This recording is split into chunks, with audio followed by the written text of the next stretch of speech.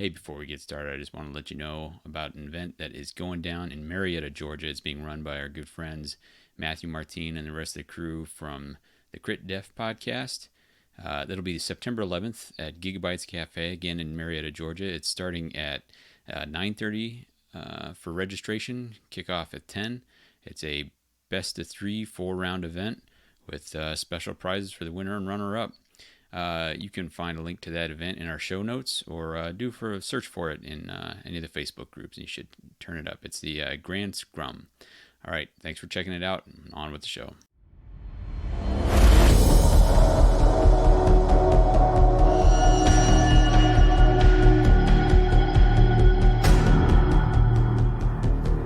Welcome to What the Hex, your source for Warhammer Underworlds and under 30 crab memes. Today I am your host, Phil, and with me as always is my co-host, Davey. How you doing? I'm doing great. Ready to talk about some water fellers. Yeah, water boys. So some magic waterfellers. yeah. So that's going to be our topic for today. We're talking Elthane's Soulraid. And with us to talk about Elthane's Soulraid is Rual. Rual, how are you doing? Well, I'm fine. Yeah, really, excited to be here. It's quite Nice. impressive to say the least. So yeah, ready to rock. Awesome. So for those who've maybe seen him palling around in the Discord, he goes by Mandarga, and you're also playing on Team France?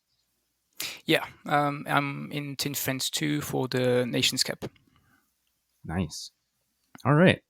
So yeah, going to get some help to sort of pick through all of the cards and how we think they play.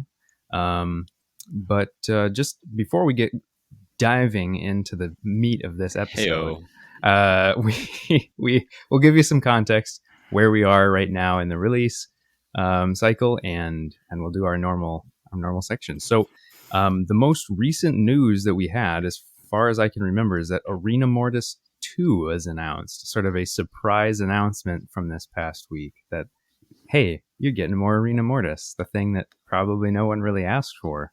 But new cards is always fun. What did you guys think of that?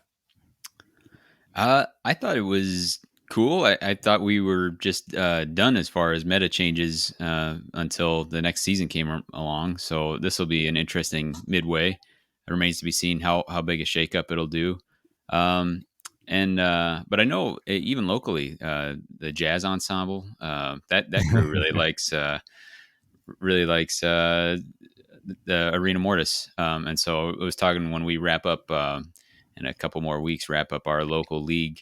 We may bust out some Arena Mortis as just an alternate, get everybody around the same table and check it out. And it's just another one of those alternate ways to play. So even if you're not interested in that game type, there's cards and there's a board. So yeah. Have you played it all? I never played with Arena Mortis because with the restrictions in France, it was quite hard to get to a table until really recently. Fair. And now I think it's going to be a pain in the ass again. So I'm not sure I'll get my hands on like Arena Mortis for real. I'm quite surprised as well they announced it, and I'm quite cool on it because like Arena Mortis had plenty of release cards, and then there were some top cards that made you want to buy it. And then the boards were cool as well, but that's something else. And the issue I've got with the cards is that Arena Mortis focuses on one fighter, and one reason why Mollog was so obnoxious in the starting of Diachasm was because of the release of Arena Mortis. He had like all of the cards that got restricted from the Arena Mortis set were in the decks that Mollog played. Yeah. And they are not cards that will help the Soulraid, I think.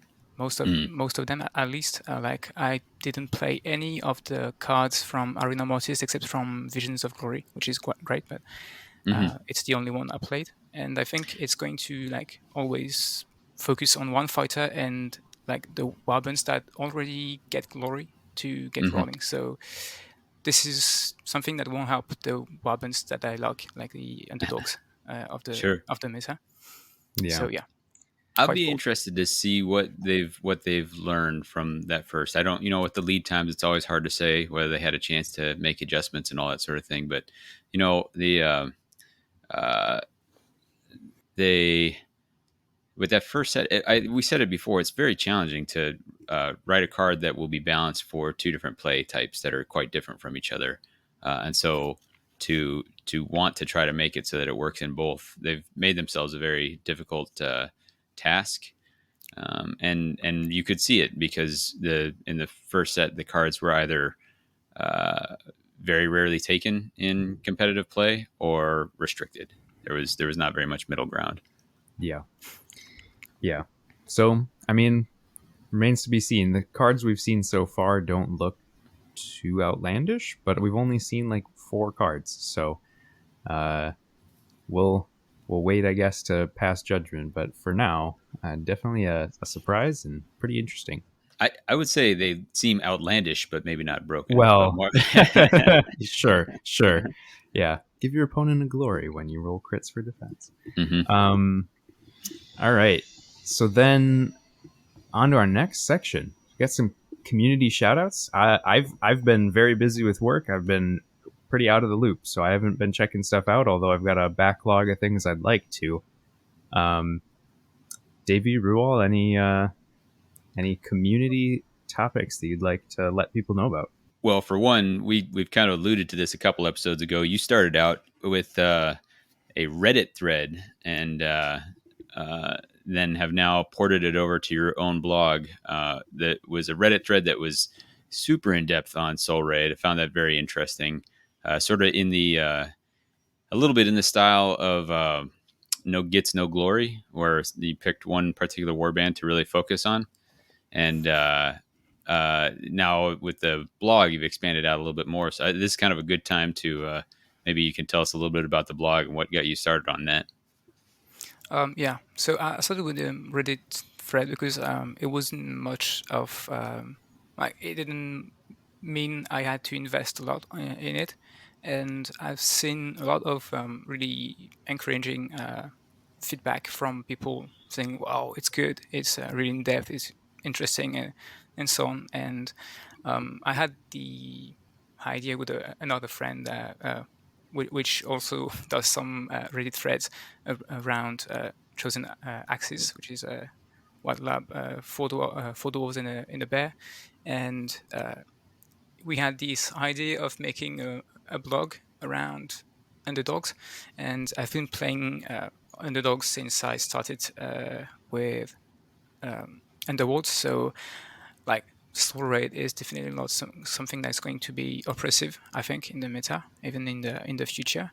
And so I started with the Soulraid, but I'm going to expand it. I have some plans for Coven articles when I'm done with the big part of Soulraid, because it's just so much stuff to analyze and to test and to think about that I had really I needed to have like 2 months to to do something correct around Soulraid. So I have some other stuff, and I'll probably also do some articles where I ask for decks from people that play Underdogs in the vassal community, and like break down the decks with them and see what their decisions were and why did they take a card rather than another one and stuff like this.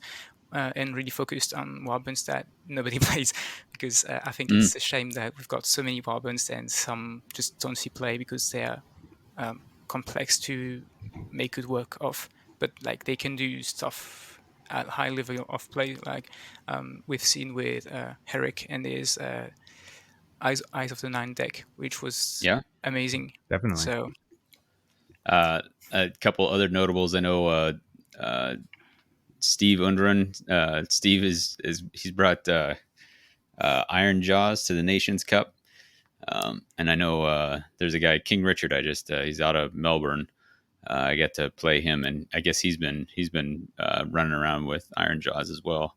So those are the heroes, the unsung heroes out there. That maybe that can be part of it. Yeah, and that's definitely like a warband that I love, because I started at first playing with Underworlds Online, because I never heard of Warm Underworlds before it was released, and my favorite warband on the game was Iron Skulls. So yeah, I've got the sympathy for people who play them.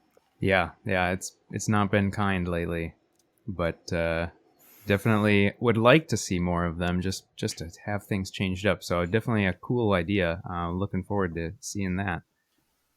All right. Any other shout outs before we move on to our hobby section? I've seen some articles from Set the Tempo that were not really around the game, but more on other topics. And I like how we have really different topics that are talked about by different blogs. Like there was a comparison with Magic recently and Mm. stuff like this. And I really like seeing, different points of view on the game. So Well, you'll be Awesome. glad. You don't know this yet, but approximately, let me see, about 10 hours from now, a little 9.5 hours from now, we're dropping our episode. We're recording with you a little in advance, but we have an episode. Listeners will have just our previous one they'll have heard is with Matt from Set the Tempo hopped on to talk with us. So for everyone who's hearing this, that's in the past. For you, that's coming up in about 12 hours for you. So So on to our what the hex is going on with you topic. Davey, have you gotten any hobby time in? a little bit. I have. I'm working on my. I talked about it in the last one because we've recorded that relatively recently.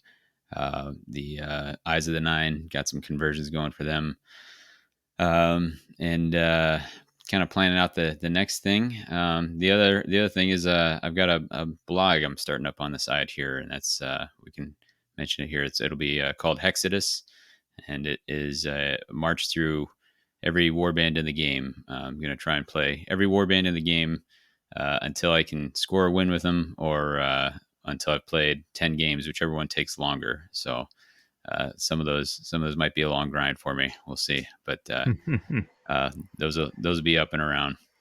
And that's been kind of the focus, getting that set up and going and doing that. Also got out to our local in-person game night and had a great time.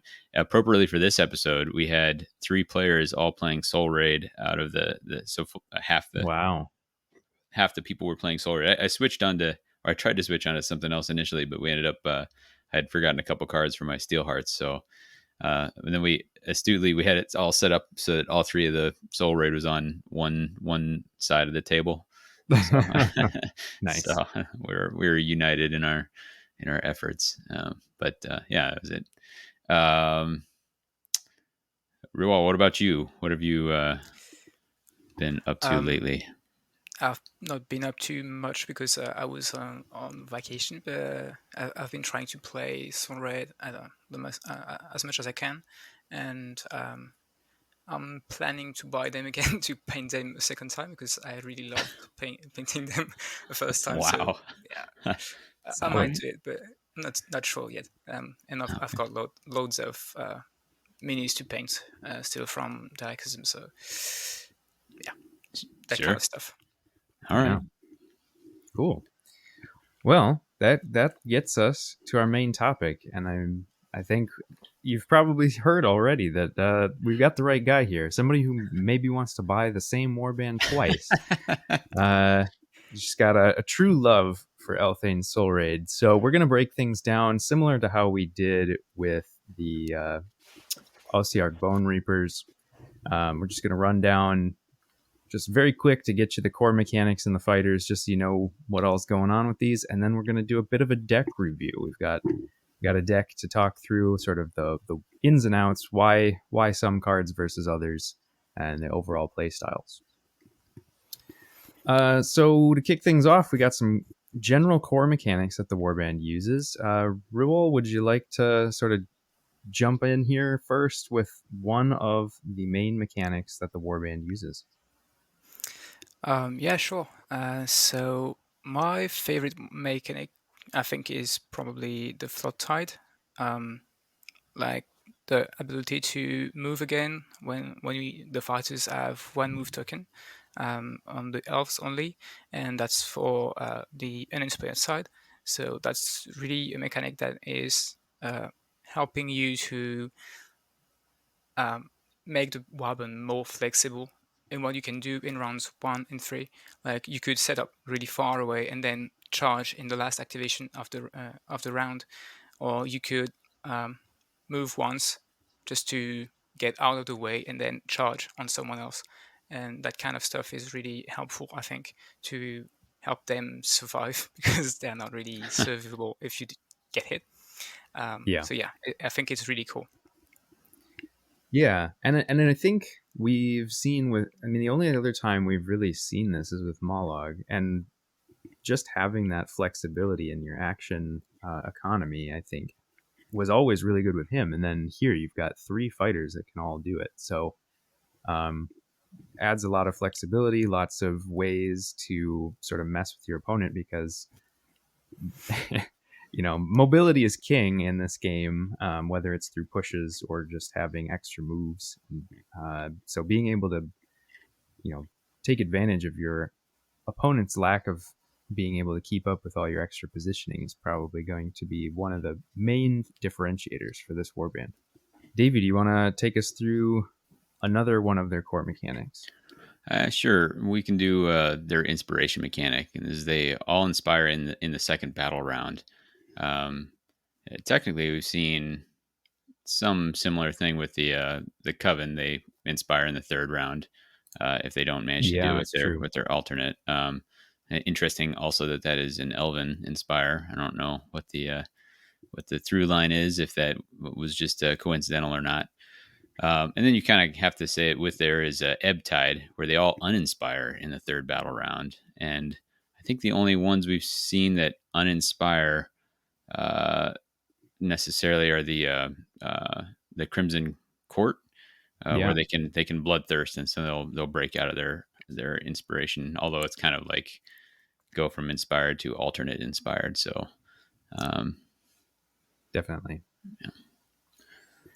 Yeah, so some interesting stuff. Probably the only warband where you're not playing towards a mechanic for inspiration. It's just you're waiting for it to happen. So that's always an interesting balancing act. Uh, Although I guess we can kind of cover that as we talk through the fighters. So let's start with Elethane. Um, and so, Rule, you just want to give us a quick rundown of the leader here, and then maybe touch a bit on the Inspire and just say like how important it is for Elethane. So yeah, Elflane is quite accurate. He's got 3 hammers, 2 damage with a range 1 attack, and he's got another attack which is range 3, 2 swords, 1 damage. He's got more 4, 1 shield and 4 wounds. And then when he inspires, he loses the flip tide ability, like I said, but he gains 1 move, and he's got cleave and snare on his range 1 attack, which makes him very deadly. Like he's extremely accurate, especially with all the people playing guard on objectives Mm-hmm. these days. It's just murdering them, and that feels quite good. So would you say so? Obviously, he becomes like almost impossible to miss except for crits when he's inspired. Do you feel like it's an important part of his fighter that you sort of bank on that turn to make him earn his keep, or is it just a nice extra that you get for a turn? I think you really don't want to have him in the thick of things too soon, because if he dies in the first round, you've probably maybe you've hit the first attack, but it is going really to make a difference in the second round when people start to maybe have a dominant defender or stuff like this, and start to Mm-hmm. have guard or more defense because they inspired, and then you have Ilthane that just comes in and kills someone because just they can't defend against them. They just Mm. need crits, and if they Right. don't get crits, they're dead. So I think it's really something that's quite essential to him, because you really don't want him to die too soon, and especially with the ability he has to like bring Tamil back. Yeah. Well, since you brought that up, I think it makes sense to talk about Temel sort of alongside Elithane, because, like you say, he's got an ability where when he gets a kill with either of his weapons, he can bring an out of action Tamil back to the board. It is a after reaction, right? React afterwards. It's true. It's true. It So could be, I have on could be occasion blocked. found it blocked out, which is very disappointing when that happens. Yeah. So I mean, it could be blocked. I think. I And don't know that. you could also block yourself from scuttling. Yeah. If you decided to, like, if you needed to scuttle to score something, but you also wanted to bring back Tamil, you could have like this clash, and it can be quite sad. Yeah. No, that is an interesting point, that Dune Claw is going to get in the way a little bit there. I had even played a version where I had duelist speed on him because I had planned to use him a lot, and discovered that I was like, oh no, like there's all these different things I want to do. Like I want the crab to scuttle, and I want to bring back Tamael, and I want to be stepping. And I realized I'd really crowded that reaction window kind of too much. So an interesting thing to have to consider there. So in terms of like how Tamael is as a fighter and like why you'd want to bring him back, I'd say he's generally got a poor defense. He's one dodge to start, but he inspires to two dodge. So if you're using him in the second round, he's definitely more reliable to survive. But since you know you can bring him back, that's probably not the biggest problem. He's got reach 2 and reach 3 for his attacks, which is nice. So you got a plenty of options there. He's fairly accurate with both attacks. His harpoon is 2 smash for 2 damage at range 2, and if he throws it, it's 3 fury for 1 damage. But it has the normal thing that you have with harpoons, where when you charge, you get +1 damage. And nice with him is that you don't lose the harpoon. You can do that more than once. So a nice way to get some extra damage on range 3. And then the only other thing that I think is worth pointing out with Tamael is that he has Riptide, which is a really great ability where when he does drive back, you can push the target 1 hex instead, which obviously has tons of uses to be able to reposition fighters after you attack them, whether you hit or not. So, I mean, he is definitely going to be a fairly flexible piece. Has that been your general sense, Davey and Ribble? Yeah, that's the general sense I have from my games. I think it's quite hard to bring Tamil back. It's mostly like people won't want to kill Tamil before they kill Elthane. So it can be really a pain, because like, oh yeah, if I kill him, just Elthane will to charge, kill someone, and then it'll bring Tamil back, and I have to start all over again. So I want to focus all my resources into killing Elthane. But if you like protect Elthane, it can be quite hard to kill him. So yeah, Tamil has really super cool attacks. The charge with the 3 swords on the range 3 attack is just great, especially because you have lots of supports in the warband.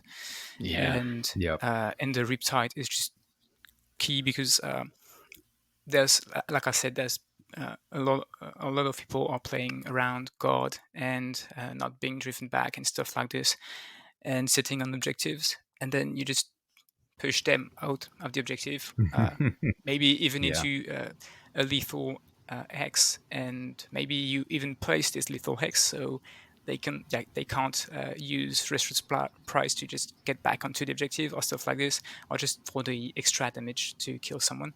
I think it's really flexible, it's really good, and the fact that it can come back is just like the cherry on the top. It's icing on the cake. It's really, Yeah. it's really good. I think even the even setting guard aside, because often with a ranged attack, you are setting up for some extra damage from the lethals. Because it can be a push, you can pull them closer or some such. And so it gives you a lot more options on the final position of where you make your attack from, and still be able to leverage a lethal to your advantage. So that's been pretty nice. Yeah. Yeah. That Yeah. kind of positioning is super great. And there's also all the positioning, scoring stuff that you can do with the push. Like we're tied, but I'm going to push you next to two of my fighters, and then I score impending doom, stuff like this. So yeah, pushing is great. Yeah, absolutely. Always. We love pushes here. Pushes are always king. All that positioning, super important. So I guess we kind of mentioned it already, but when we were talking about Ilthane, so let's talk about Duneclaw next. So he's got this scuttle reaction. Davey, how about you run us down? So Duneclaw starts with 2 block right out of the gate, which is very good. Second only to Glisset as far as starting defensive characteristics. 3 health, which bumps him up past some of the other 2 block guys, like Stalag Squig, I guess. Yeah. 3 health is almost. I don't know if I was surprised. I do feel like every time I'm playing with him, like, oh yeah, he just feels like he's got 1 more health than I would have expected. And then the scuttle is after a friendly fighter activates, he gets a reaction and can push 1 hex closer to him. And I bring that up before I bring up his attack action, because the attack action is a little rough. 2 fury, 2 damage. I think he goes to 3 fury and cleave on the inspired side. That is correct. Yeah. Which is that's actually, you can do some work there. But when it's not on that inspired turn, it's a little rough. But what he's great for is getting extra fighters into a position for some of the many things that you might want to do, like getting supports or getting a third fighter that is not, maybe you're not as worried about that crab getting 1 shot as some of your others, because 2 block is pretty unattractive to attack. So if you have 1 fighter plus the fish plus the crab in territory, then there's a number of things you can score with 3 in enemy territory. So lots of cool tricks. It's kind of a little tech piece and not really an attack piece necessarily, because also has the beast rule, so can't take attack upgrades and cannot hold objectives. Yeah. And I think that not being able to hold objectives really starts to add up once you then factor in that Spinefin also can't hold objectives, unless I'm mistaken by that, but I'm pretty sure he can't. His 2 huge walls of text, sometimes I forget everything that's in there. But definitely, I think the sort of linchpin to this warband. Ruwal, do you want to run through the mechanics on Spinefin? So yeah, Spinefin is like the weirdest fighter we ever had, and I think that makes the warband like the coolest we ever had. So Spinefin can you can decide not to set him up in the setup phase of the game. So you can be either a 4 fighter or 5 fighter warband. So that's really good to get the initial crit for the first round initiative, which I think is quite important for that warband particularly. He cannot hold objectives. He cannot be given any kind of upgrades. He cannot make any actions. No move, no guard, no attack, nothing. And he cannot be taken out of action because when it would be, you just remove it from the battlefield with all the persisting cards on it, persisting gambits, and all the boon counters, and you remove it from the battlefield. And then you've got the reaction, which is the only way to move him. So after your enemy, the enemy's power step, you can place a shoal counter on any empty X on the battlefield, and then your opponent has 1 activation and 2 power steps basically to counter this.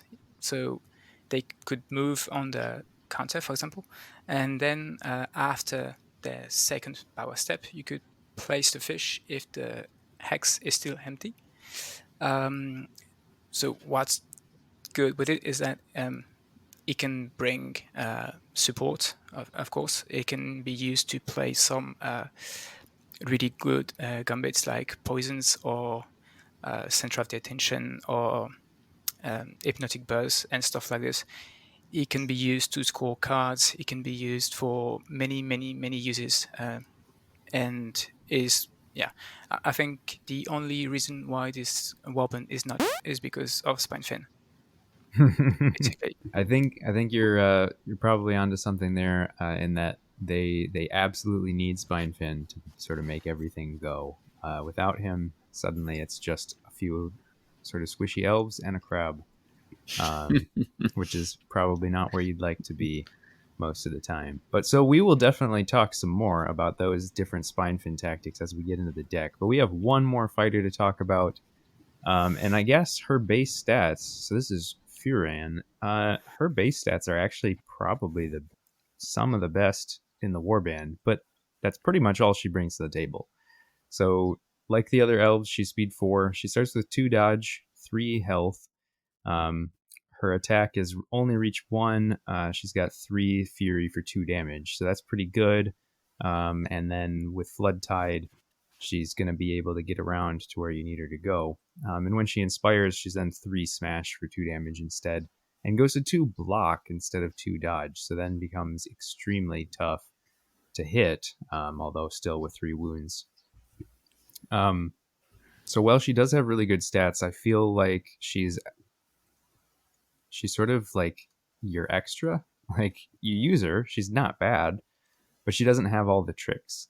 So she's just sort of the hammer you bring down on people, I think. Has that been your guys' experience as well? Yeah, I totally agree with you. Like, she's good, but you kind of don't want to use her because Tamil and Ilthane are just so much better than her, and more flexible. But yeah, I think she's like the good fighter to have when either one of Tamil or Ilthane go down. I'll also use her quite a lot to deny stuff like dominant position or uncontested, for example. And yeah, she's quite hard to kill generally, but I don't really trust defense because all my rolls are hard for attack. Like, I can't roll anything in defense. Like, when she's on dodge, I roll blocks, and when she's on blocks, I roll dodges. So it doesn't help. I will say I don't think I've ever had her survive a game because usually Elathane's sitting in the safest spot, and Tamael might have died and then been brought back, or usually not. But I'm trying to find ways to use him, and she ends up getting placed in, like, I'm like, well, 2 dodge, that's pretty good. And then somebody will look at the board and be like, well, I don't want to swing at Dune Claw. I guess I'm going to go swing at her. And so this last game, I was like, I think she might survive. I think, like, looks like she's in pretty good spot, like pretty safe, and she got rebounded to death. Oh no! Oh, rebound. I'll get you. Yeah, but yeah, I'd agree with that. On paper, it looks good. For some reason, I don't ever get her to make it all the way through the game. But to your point, she likes those supports that the warband can hand out and all that. So, yeah. And then you talk about denying dominant position, or at least making it more difficult. I also like, especially with the Flood Tide mechanic, can step onto or be a trigger for doing Claw to step onto, but move into a spot to make swift capture more difficult. Usually there's one objective that they're pretty clearly going to try for, and you can move onto it and then still be available for a charge later if you need, or a move. So that's kind of a nifty thing. Definitely. So that's all the fighters. Any last thoughts that we didn't get in before we move on to the deck? Not from me. Not from me. Okay. So we've got this deck here. We'll just run down. We'll start with objectives, since that's usually kind of the place to get a feel for how a deck is going to play. And we can just sort of work through those in whatever order you'd like to do them. So I guess maybe before we jump into specific cards, do you want to just give a quick idea of like what play style you're trying to achieve, and then we can talk about first card that you'd like to talk through? So yeah, the playstyle I'm trying to achieve is rather control, but it can be flexed into like really turtle defensive control against aggro warbands that are quite kind of slow, like Mollog or stuff like this. And I can go into something much more aggressive against squishy warbands that just ask to be killed by Ilthane. Nice. And I'll say we're going to be focusing on your deck. The deck I've played is fairly similar to Craig's deck from the Gloryseekers, which is, I guess, something we could have mentioned in that, but they've got a breakdown of the deck he took to a small tournament there. Or I guess I should say, I don't know if it's small, took to a tournament there. And that deck style is much more purely aggressive, getting into enemy territory quickly and doing things there and scoring off of the ease with which you can get into enemy territory with large numbers of your warband. And so that'll be kind of like a small counterpoint that we'll follow up at times, and we'll talk about our thoughts on those choices as well. But back to yours. Often we like to start with the surges, but you can take it off wherever you want to. I think I'll start with Crumb, because I think it's one of those cards like you kind of think when you're playing less than 5 or 6 fighters, maybe you don't really want to play with it. But the fact you have Float Tide, the fact you have the fish, the fact you have the crab with Kettle makes Crumb so easy to score in the, I say first and second round, because in the third round you might not have enough fighters alive on the board on either Yeah. side to score it. Yeah. But I don't think I ever had Scrum break in around 30 games. It's a really good starting point. When I have Scrum in my starting hand, I'm just like, okay, this is going to go really good, because it's just free glory. Then you get some upgrades on, and you can start to slaughter people. So yeah, I think it's just key to what I do with the deck. It's mostly scored passively, and just I don't do anything. I just wait. Yeah. And score. It has to be pretty reliable, pretty crucial for it to take one of your 3 restricted here. But I agree with the choice. I did not rotate it into the one I was using, but once I saw your deck, I was like, oh, that's a really good choice, and I think it plays well with a number of your other ones. So, what else do you have here? Oh, go ahead, Phil. Oh yeah, I was just gonna say, and like, I've always liked Scrum, even just for most warbands, because your opponent might just work into Scrum on accident. Like they can add, like, if you have 2 fighters next to each other and they move somebody in, and then you can just fly someone in and you didn't really have to think about it. So I don't know. And like sometimes your opponent, if they're running it, you can score it too. So I've always liked it as a positioning score, because there's almost nothing that anyone can do about it in the early parts of the game. And I think from looking through your other cards, one that I like that it pairs well with is Impending Doom. Yeah, that's quite of the magical pair. You you can sometimes call both at once. I had it happen sometimes where like someone needed to get a charge. They could only charge on dun-un-unh, and then I played blindside, brought someone in, and magically you can just score everything in one at once, because of how Nice. they place themselves. So because I like to place dun-un-unh and Spinefin 1x from each other, and then someone else behind dun-un-unh. So if they charge from the wrong position, I can push someone, and then we have 4 fighters with dun-un-unh, the supporting fighter, the fish, and the attacking fighter. Definitely. I like all that sort of quick positioning scoring. There's no dice involved, and most of the time you've got a good control over making that happen. And I think another one that sort of ties into that same idea is Unafraid.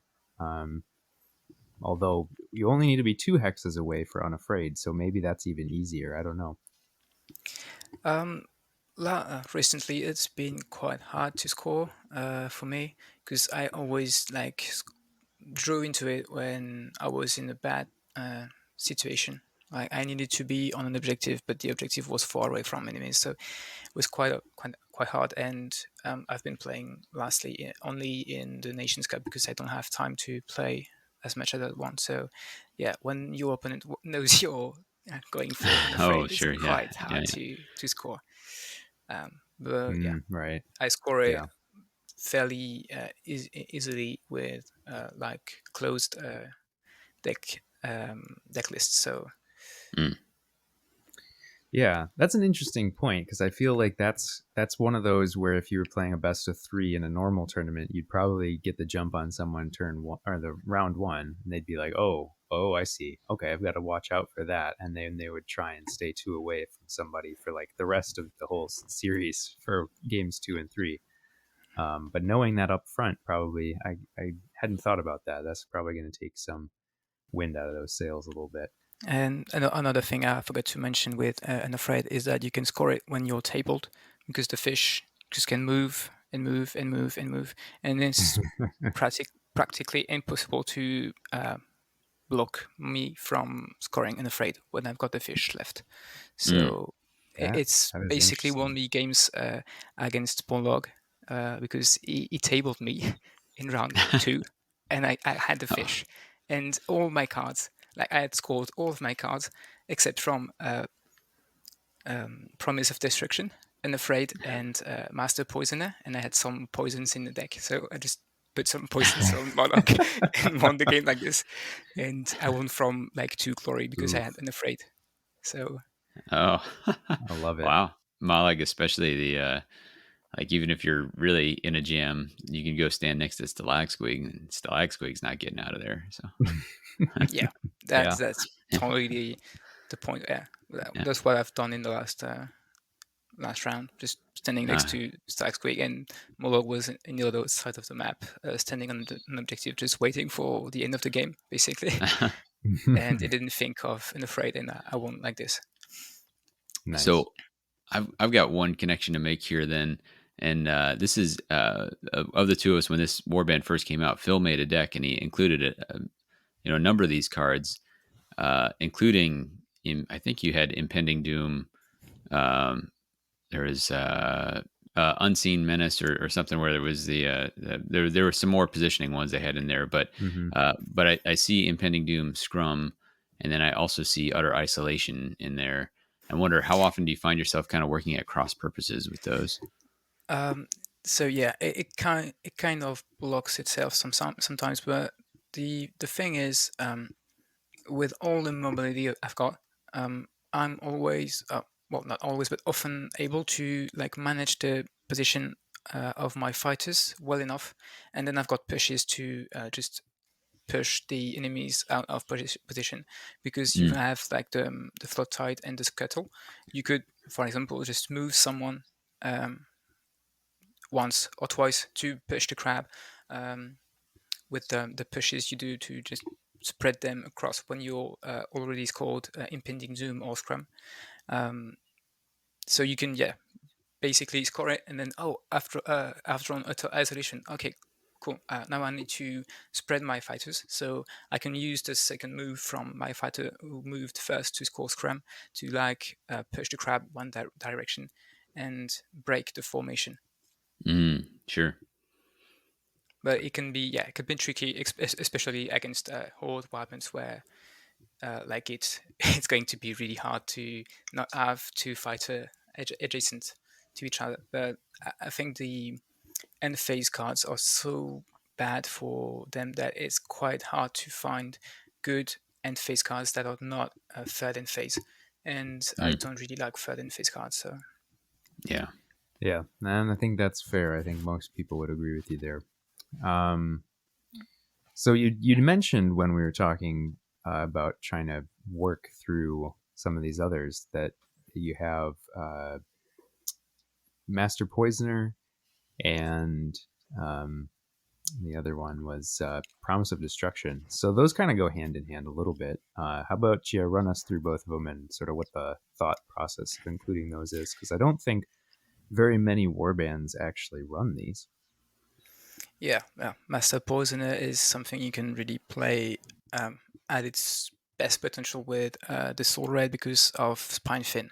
Like Spinefin can place poisons for free with no danger at all for you. So you can just move around, put some poison left and right, and you score Master Poisoner every game because it's just so easy to do.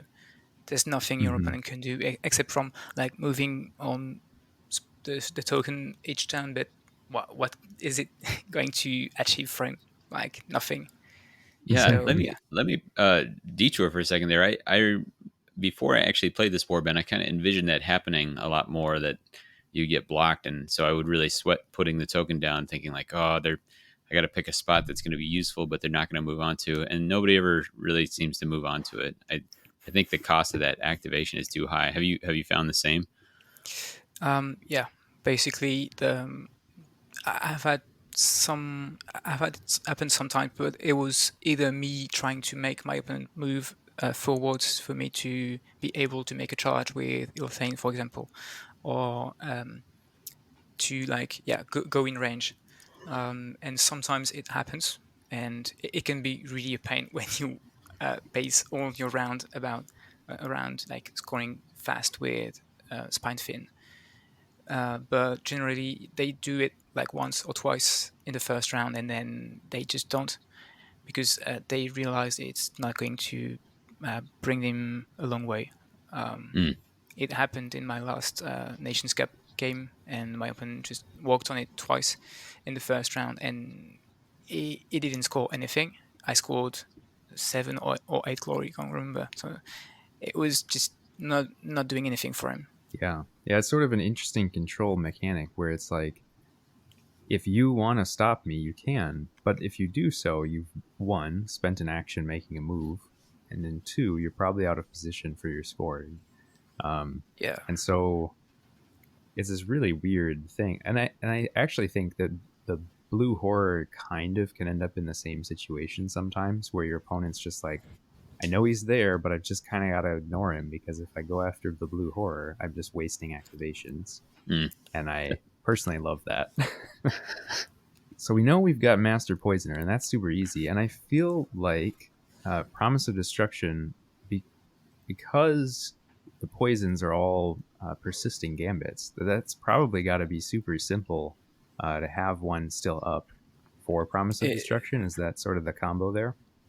yeah, it's totally the idea because I've got 2 poisons that last until the fighter is taken out of action, and 2 that last until the end of the round.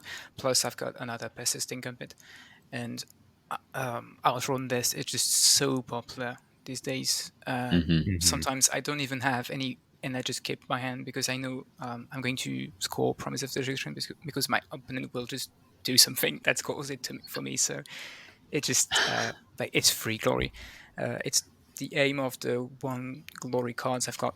I want to be able to score every single bit because, as I said, and face cards for them, especially 2 glory ones, are just super hard to find and to score reliably. So I really want to have some 1 glory cards that I can score every game, and with almost any starting hand. So Solid. I think as you said, since you're leaning into control, that's a solid choice if you think you can deny their scoring. And from the looks of it, with all this pushes and poisons, that's probably going to work out for you.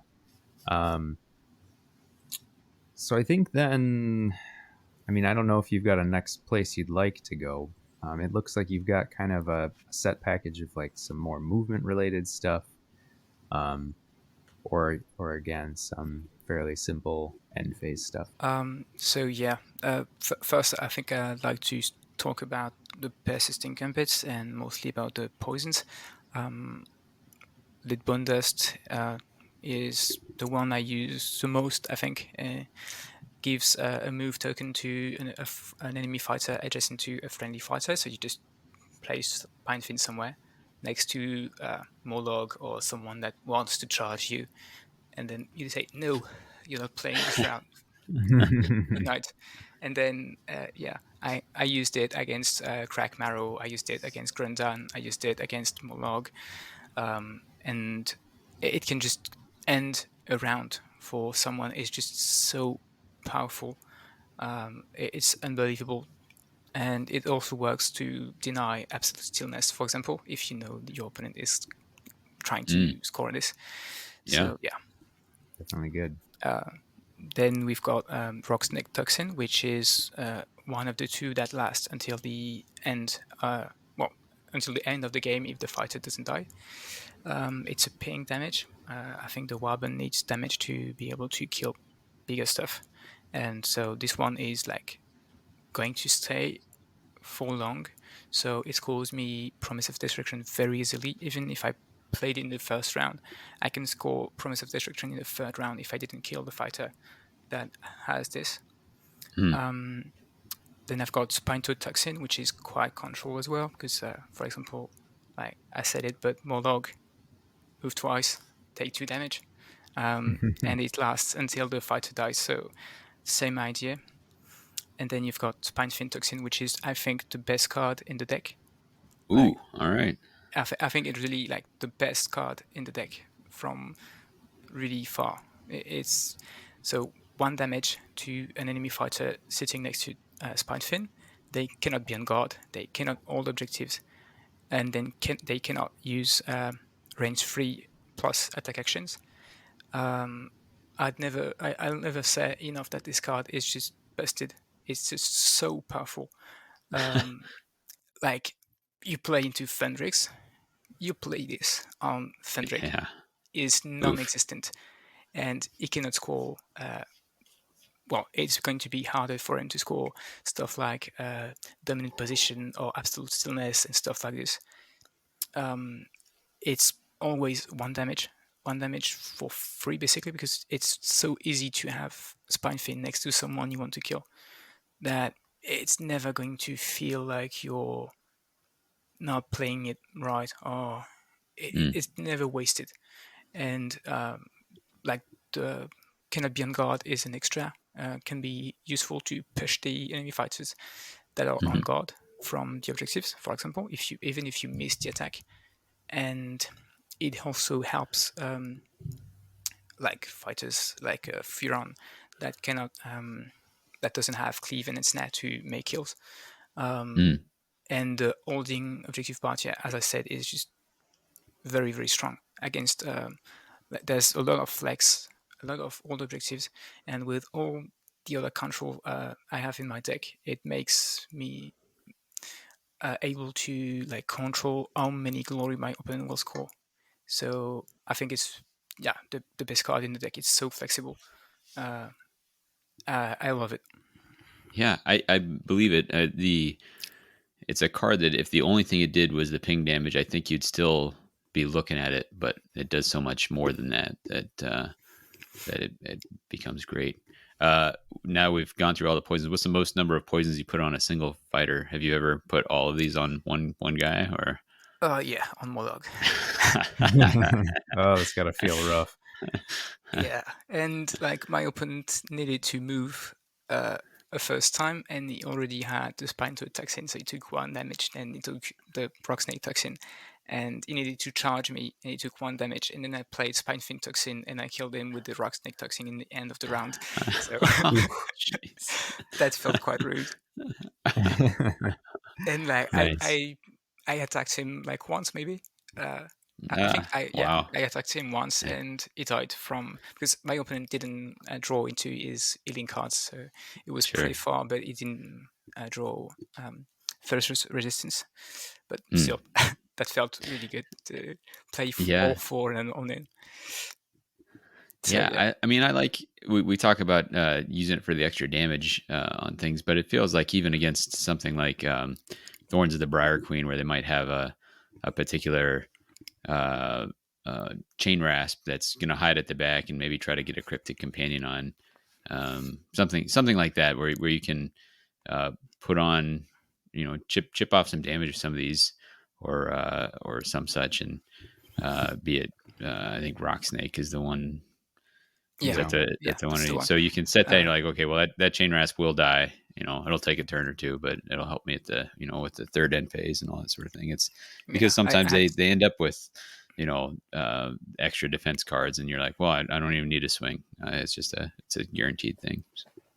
yeah, that's definitely something that happened to me on a particularly hard to kill and Greenscaven, which just died from Roxic Noxin. It was sitting on his objective, but it died nonetheless. So I didn't even have to do anything about it. Yeah. All right. So so we've run through those. I think one thing that you had mentioned earlier that we were talking about is using blindside. So it helps you to score some of that positioning stuff, but you do have a couple other positioning objectives as well. So we got like speed of the flood tides. You're trying to move fighters into enemy territory, which I have to imagine Spinefin helps with that a lot. And then surging tide to move a fighter twice.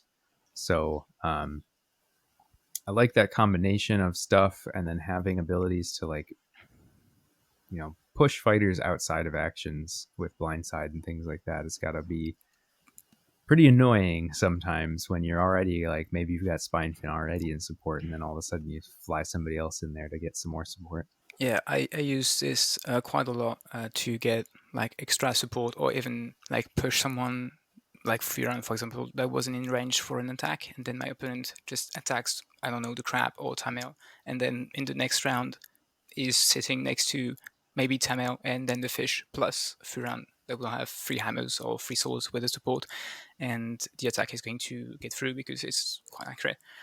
Even more if I have like my accuracy upgrades on, and I can maybe have multiple attacks on that fighter. So it's really useful for this. I think it's really good as well to protect Furan and Tamil when they are inspired, and even Dunclaw to some extent, because I had him survive thanks to blindside. And another thing I like is, like, for example, if my enemy is attacking someone, I can maybe push Spinefin next to him and then use the Spinefin toxin or stuff like Yeah. this to like kill the fighter after they charge me if they have 1 wound left, for example. Oh, right. So it can kind of accelerate the Spinefin toxin a little bit. That makes sense. And so I imagine this is the same. We talked about distraction, hypnotic buzz, center of attention. They're doing some of the same things there. Yeah, and definitely the fish helps a lot with sensory attention and hypnotic Sure. buzz. So yeah, I'm using it a lot to just distract the fighter. Maybe against Scritch, they sent the King's Caven in the back. Okay, I'll send the fish. I'll push him away. Goodbye. Yeah. Well, I mean, I hadn't even thought about that, but like normally I look at Hypnotic Buzz and I'm like, if it just didn't have that range restriction, this would be amazing. But since Spinefin can be anywhere, that range restriction doesn't really matter. So, really like that. We basically have an extra distraction because of Spinefin. I think that's most everything from objectives and gambits. I do like Cloud of Midnight just generally as a card. How have you found it working for you in your deck? For people who don't know, we've been great about Sure. describing these, but Cloud of Midnight might not be familiar with that. You want to explain Yeah. it and then talk Yeah. about it? So Cloud of Midnight is a card that lets you choose a friendly fighter, and until the end of the next activation, they cannot be chosen by gambits, they cannot be dealt damage by gambits, they cannot be pushed, and they can be attacked during the power step or the activation that comes after. So I've been using it for 2 different purposes. So the first one is mainly to protect someone that I don't want to die, obviously.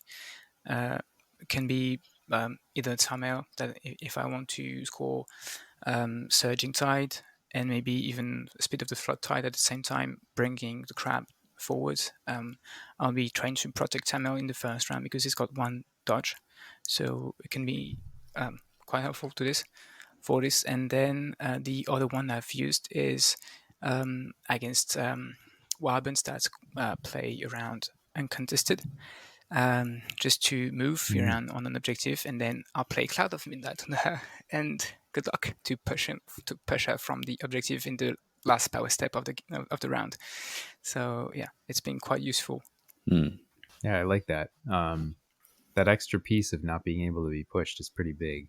I mean, I think it's probably something people are going to forget about, and then you can really take advantage of that. So there's not a lot of effects like that. So I really enjoy having that flexibility.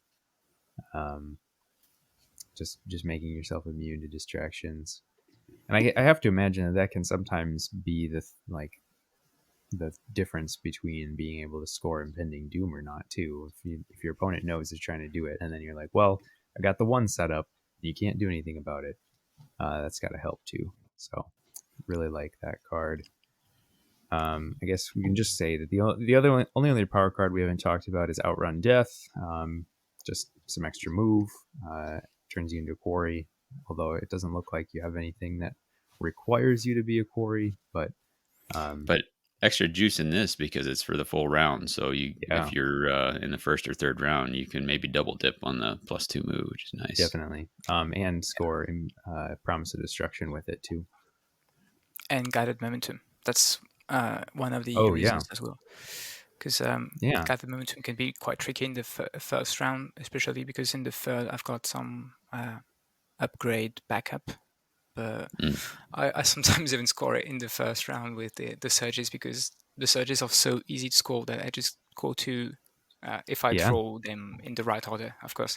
But it happened quite often to me to just score them because the deck just scores Prince Glory like this. So definitely. I mean, and that's one of those weird ones. The Gathered Momentum didn't get hit in the last restricted round, but I'm a fan of it. I like Gathered Momentum. Yeah, you can keep it unrestricted if they want. Yeah, I like. I mean, that's a different topic altogether, but I like that the charge aspect of it requires interaction, basically. Yeah. Yep. Before we move on, have you at all used Beast Trail? I've put that in mostly because the 3 elves are all hunters, and because of Flood Tide, you can Beast Trail in and then charge off at something else in the first and third round. Seems like a fun trick to do them. Have you experimented with it, or it's just not? It's been too restrictive as far as where you deploy.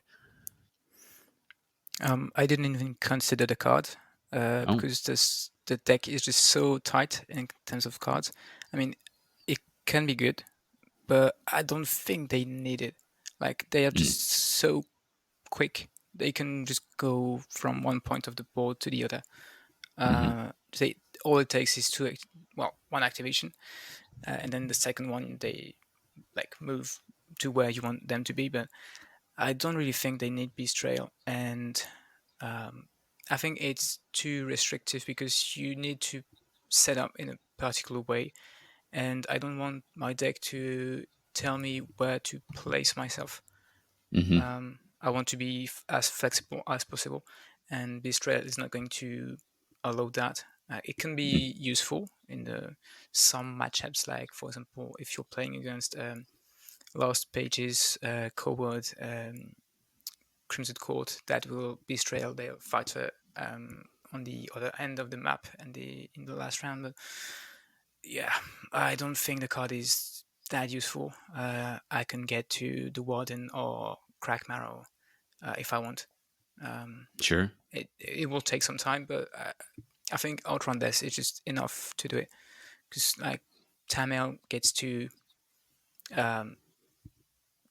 12 move and 3 range, so it's at least 2 range, so that's 14 X's you can reach. It's just it's nonsense. So that's pretty. I don't think you need it.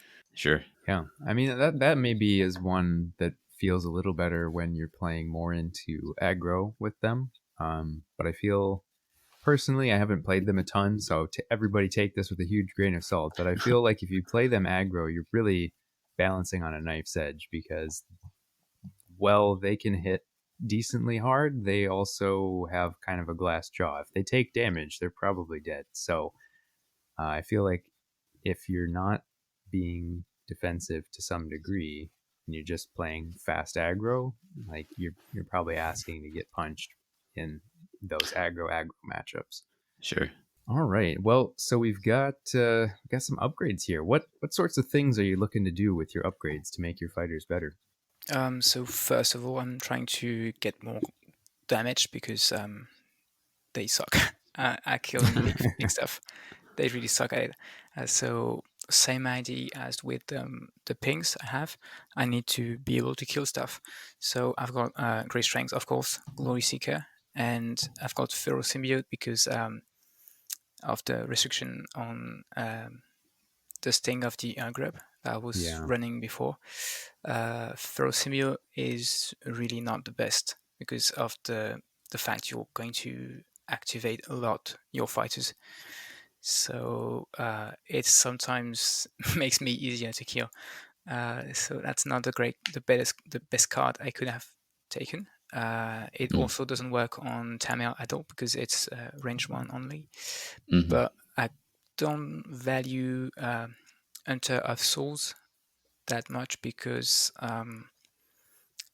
when I played it instead of Sting in the beginning, I never used it. Like I was always looking for a third damage or a fourth damage, but I couldn't get it because I needed to have the ping or the push to push my enemy into the lethal, but I didn't have it. And so I needed to have a combination of cards or 2 attacks. But if I had 2 attacks, then I didn't need it at all because I'm doing 2 damage with all my fighters anyway. So yeah, Hunter of Souls looks great on the paper. In practice, it's quite hard to make good work of, I think. Yeah. Did you consider Savage Strength?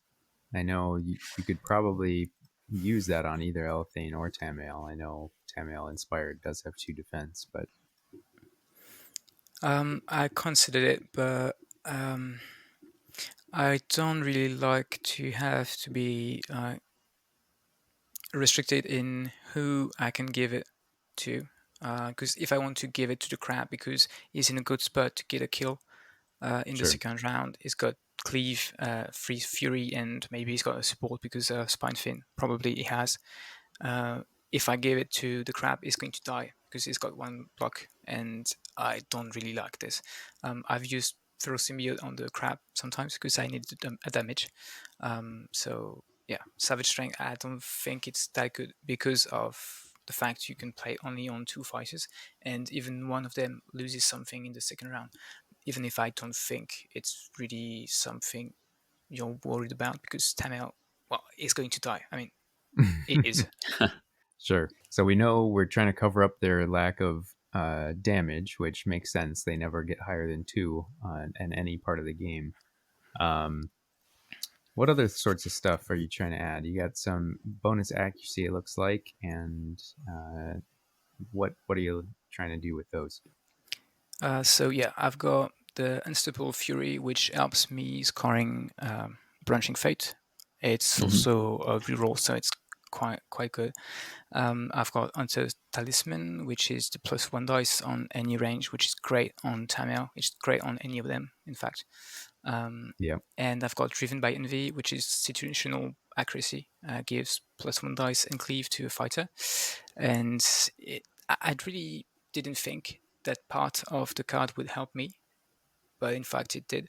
And I just take it for the +1 move for guided momentum mainly, but the other part is also good.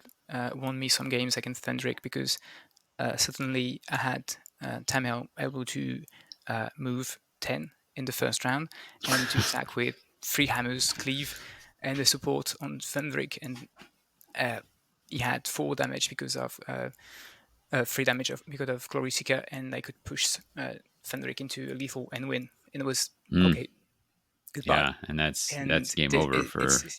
it's good night. First round kill on Thendrix is just it's just brutal. So Yeah. I will say the same. I think I've had Driven by Envy in a couple decks recently and been surprised by how useful it turned out to be. At first I thought it was too situational, but I do find those leaders, they end up in the mix, and then the +1 dice and cleave. You can almost think of it. There was the card Prized Vendetta early Yeah. on, where you pick somebody and get rerolls against them. It's kind of similar to that, or you're getting big accuracy boosts against just a single fighter with your upgrade, but it persists. And in this case, you have a little extra move in exchange for having to pick the leader, basically. So once I started thinking about it in those terms, I'm like, oh, this makes more sense why this is better than I was rating it at first. Definitely. So then I think I'd like to talk about Visions of Glory. I think it kind of fits in for a lot of reasons, but how about you tell us why you included it? So I was quite on the edge, on the fence at first with the Vision of Glory adding, because I wasn't sure I could have enough glory to use it. And it turned out that my searches ran really good, so I could get my glory on and use Vision of Glory. It has just so many uses.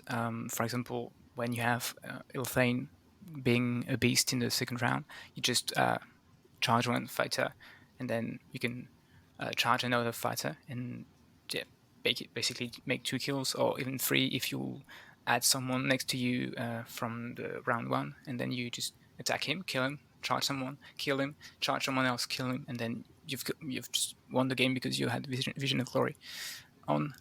It's also useful to score all of my positioning cards, because I can just play it in the round 2 and make a charge, use Visions of Glory, and then I can make another charge to score Surging Tide. I can use it to move somewhere to get the Scrum scoring, or Impending Doom, or Utter Isolation. I can use it to deny uncontested or dominant position. It's really brilliant because you can do so many things with it. And as my deck wants to prevent my opponents from scoring as much as possible, it's, I think, one of those cards that can do it either by letting me killing more people, or making me score more, or making my opponent score less. Yeah. I mean, I obviously any card that gives you effectively an extra action is a really big deal. So it makes sense. That's definitely all the things that I would have considered for using Visions of Glory, although I don't think that I actually had included it when I built my deck. I did not. So I do like it. I can definitely see where having the ability to move 3 times with one fighter could be pretty crazy. Yeah. And you'd have to have kind of, nerves of steel, but you could get an extra charging harpoon throw off of that. if you're willing to risk that. But you charge backwards with him, throw it, use the push to buy yourself some room, and then charge again later and throw it again. Yeah, there's something there. I think I've used it on all the fighters, even dun-un-unh, but that's not the kind of game when you want to be playing it on dun-un-unh. Yeah, game's maybe not going so great if you're using a dun-un-unh. Yeah. But I mean, I needed it to score at Isolation and Unafraid, so I was like, okay, I'm just doing it.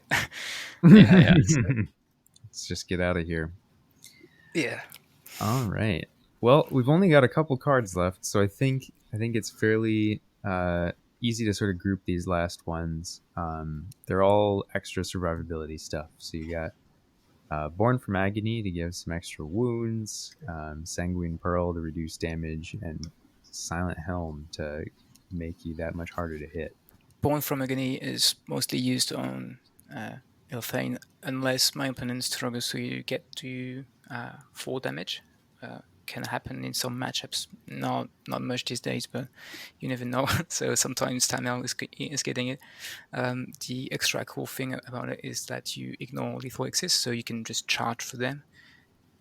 Or just sit next to a lethal hex or stand on one of them, which is quite nice. In terms of positioning, you can score Scram Impending Doom because you're standing on on a lethal hex, which you wouldn't have wanted to if you had another. Well, if you didn't have this extra bit of ignoring lethal hexes, and then it really does open the board up a lot. Like you think about some of the boards we've talked about, the Amber Trap Nest, and that starts with 2 lethals, and there's probably another one in there. It gets really hairy in there, this is a really big deal. Like we were talking about with the advantages of Riptide on the harpoon, giving you much more positioning options, is the same thing. Like you said, it's really been liberating when I've used it. I've been surprised at how helpful it is. Yeah, I totally agree on that. Like, I was a bit on the fence on using it because, I mean, they are going to die. So I was like, do I have +1 wounds? Is it really that useful? I think it is. And the deck, I took only one because don't want to be in a spot where I give +2 wounds to Elthane, because it can go wrong. Giving 2 glory to your opponent if he dies is not something you want to do when you have so few, such low glory sailing as I do. So yeah, Sanguine Pearl is doing the extra bit of giving like 1 hit I can take, and Silent Help helped me I think twice. I like it because it makes your opponent thinking of attacking Furan a bit less in the second round, because she's not really attractive with 2 shields and Silent Help. It also won me a game, so I think it's quite good enough to be taken.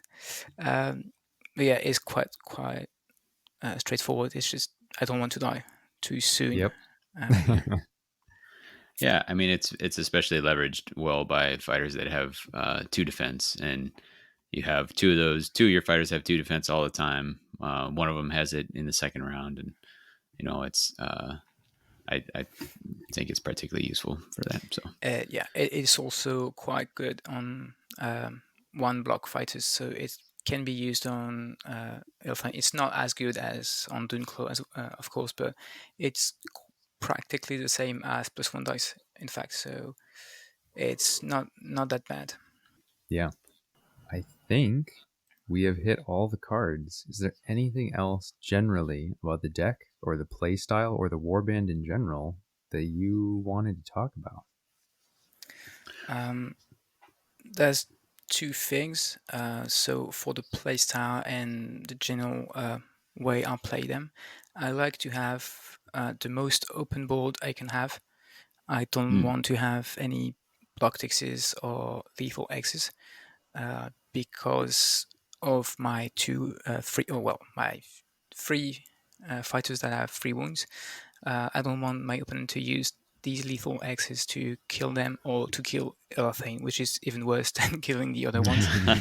So I really want to have like at most 1 lethal hex on my side of the board if my opponent is attacking me, and I don't want to have any blocked X's because I could move around them because I've got 2 moves and stuff like this, but it really impairs the ability of Tamil to be a pain in the ass with the range attack. And I just want to have something that is the cleanest as possible to be able to set up the way I want, to be able to protect my fighters and have them clustered together in order to be able to score scrum from a single move, for example. And then the other thing is like Spinefin MVP. It's just so good. That guy can score you glory by itself in this deck. It can like score utter isolation, promise of destruction, unafraid, master poisoner, like all by himself, and even sometimes scrum if your opponent is nice. enough to help you. It can also help you score Impending Doom and Speed of the Flood Tide. So yeah, basically, currently I'm doing some stats about how much Spinefin scores me every game, and it's quite close to 4.5 glory per game. That is just scored by him, or even more sometimes because of the supports and stuff like this. Like Sure. if I had, because I had only support with the charge from timeout, I was like, oh, thank you, Fishy. I think I remember early on feeling, like looking at this warband and thinking that I think the key to unlocking these guys feels like Spinefin. I think there's a lot of learning curve there, but if you find the way to leverage Spinefin well, I think that's where you really take this warband to the next level.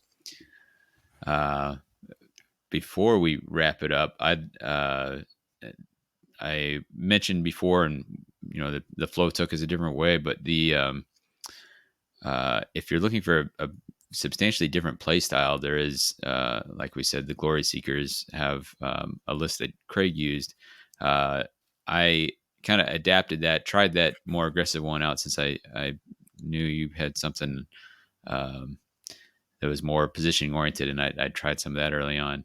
I think there is a little bit of a school of thought. Some folks who do go for that get into enemy territory, find ways to get primacy, even to the extent of using something like claim to domination, which is at the end of the next activation. Warband with the most people in enemy territory will pick up the primacy counter. Cards like that that then unlock dominant display, which is everyone in enemy territory. Things like conquest, where that's although it's a third end phase, you can guarantee the fish guarantees that basically. So have you? I can tell the way you're talking about it. You feel pretty strongly that there's a different way to go with that. For folks who want to kind of scan around, they can see another option there. Do you just want to comment a little bit on your thoughts on that style of play? They get into where you double down with show of force along with speed of the flood tide. Is it surging tide? I can never remember which is which. It's Speed of the Flood Tide, yeah. Yeah. What are your thoughts about that general play style of using them to get into enemy territory and score that way, the more aggressive? I think the issues I've got with that playstyle is that if my opponent wants to go in my territory and I want to go in theirs, it can be sometimes quite hard to score stuff because if you're trying to be more aggressive, for example, it can be quite tricky. And if you're playing against someone that wants to go into your board, they're likely to be able to hit hard and fast, and you might have a lot of losses on the way, and then they'll just score doing display and bold leads for being into your territory and having killed, I don't know, Tamel and Furan or Lathane or no matter who, but they'll like outscore you because they have more cards that score like this, and they score more from killing. And sometimes you're going to win because you don't really want to kill people. So, like, you've scored your passive glory, you're in enemy territory, and then they have to come to you, and then they can't score part of their cards to keep up with you. But sometimes it's going to go horribly wrong, and you're going to just lose because you wanted to go forwards, and you're going to get massacred. So that's the tricky bit, I think. And the fact you have to invest so much into cards to get the primacy, for example, or to be more survivable, removes a bit the part where you can have Lidbone Dust and control cards, and so you're going to, if you don't hit the hordes that are holding objectives, you're not going to go really far in, because you don't score as much as kids. never. Mhm. Even if you score all of your deck, you're not going to outscore them. Yeah. So Not winning the foot race. Yeah. yeah, so I think if I don't like relying too much on dice, especially defense dice. As I said, Mm. I have some dice linked card like Punching Fate, which I'm really considering to replace with Orchestrated Kill, but I think I'm thinking of it because I didn't face Mollog a lot, which Sure. which is a Yeah. big deal Fair. to like get kills. So I yeah, think that's a good card to mention in passing. I think orchestrated kill is right on the edge there, and maybe after rotation, it ends up going in once scrum has to be on its way or some such. So gathered momentum, that sort of thing.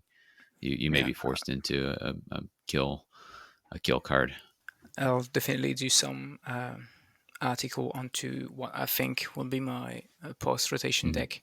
I've Oh been yeah, working on it, so I'll make a breakdown of my deck as well on my website, which with like more detail on um, stats about how much I score the cards from the Nations Cup. great. So I'm like taking lots of logs of the games to just see what I can do best, what I can do better, and what I did great. Because Sure. some things were good. So, um, and yeah, I think it's really feeling like you're always learning things with the Soulraid. So that's quite like what I like with the game, the deck, because it did change a bit, but it's dude with the control bit, and it works quite well for now, at least for me. I can agree with that. I feel like I'm still at the stage with them where I play and I realize like, oh, I've forgotten this reaction or that one, or or I didn't quite map out the sequence of events I need, or I forgot to move the fish counter. There's a lot to keep track of. So um, to that extent, I think they're a tough warband for a beginner. I think they're a tough warband to play against as a beginner. I've tried explaining exactly how Spinefin worked to one of our locals, Alex, and I didn't do a very good job, and it led us to some moments where he was like, "Okay, well, I'll score uh, the for killing him with this spell." I was like, "Well, no, actually, like he didn't go out of action. He is kind of out of like he's never out of action." I was like, "Ah, gosh, Looks yeah, like he's out of yeah, action, but trust me, yeah, he's not. yeah." So that's just something to keep in mind. But yeah, all this, as much as we've talked this deck, as we've talked this warband here, one more plug for your blog, which we'll have in the show notes. I was reading through yesterday and today. You have, is it a post? I don't know. There's like a post for each fighter. One of them, one totally dedicated to Spinefin. There's one that's Fuirin and all the different things you can do with Flood Tide. There's a lot of great reading. If you're somebody who's at all interested in this warband, and even if you're not, this is a sort of deep dive into something that I really enjoy about this game. So if this has got your appetite whetted, you should go take a look for the even deeper dive into it with your blog there. Yeah. All right. Are we good to close it out? I think so. Okay. Well, it's been great talking about these elves and all of the tricks that they can get going with their fish friends. If you'd like to talk to us more about this episode or anything else about on Warhammer Underworlds, you can reach us at WTHcast on Twitter or whatthehexcast@gmail.com. As always, we would like to thank the Mortal Realms Network, this larger group of podcasts that we're a part of. If you'd like to check out any more of those other shows, you can go over to themortalrealms.com. That is also where you'll be able to find Davy's HEXODUS blog that he is now working on. That's up now, right? The intro is up, and by the time this releases, there'll be the first warband will be up as well. All right, so you got some new different format content from us to look forward to there. Coming up next, I'm not sure we know what's coming up next. I think right now we're working on the scheduling for a crossover with the story phase to talk talk up the background of Underworlds up through Dire Chasm, and then the Dire Chasm short story anthology. Just kind of little change up in between seasons that may or may not, depending on the arrival of Arena Mortis 2. We'll see. Yeah, But yeah. that's likely what you're seeing next from us. Yep. And we get some interesting times here with the slight release lulls. All right, and then some recommended listening. So I picked out Ebb and Flow by the Dead Tongues for this episode, and Davey, you've got something here too. Yeah, I would have to include this because I definitely got this song stuck in everybody's head at the game night. Or every time I play Soulraid, I think of Soul Man, which most people know from the Blues Brothers. I think it was originally maybe a 1967-ish song, Sam and Dave. But that's every time I do anything with them, I'm secretly singing this in my head. So now you know. Nice. And now so the rest of our league is too. Very good. Solid. All right. Well, for What the Hex, I've been Phil. I've been Davey. And I've been really well.